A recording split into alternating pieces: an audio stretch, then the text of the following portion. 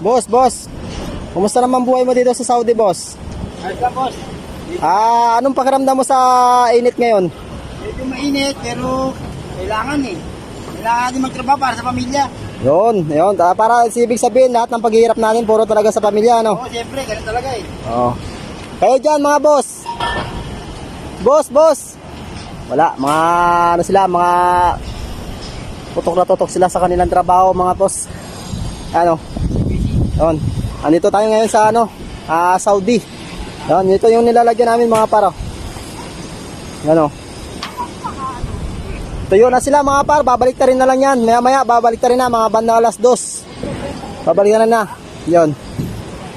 Ito lang nilalagay namin na safety net protection para dun sa aming ginagawang building. Mahaba pa yan, ayan hanggang doon sa may dulo na yun. Yun. So yung grabing init, parang sa Saudi na talaga.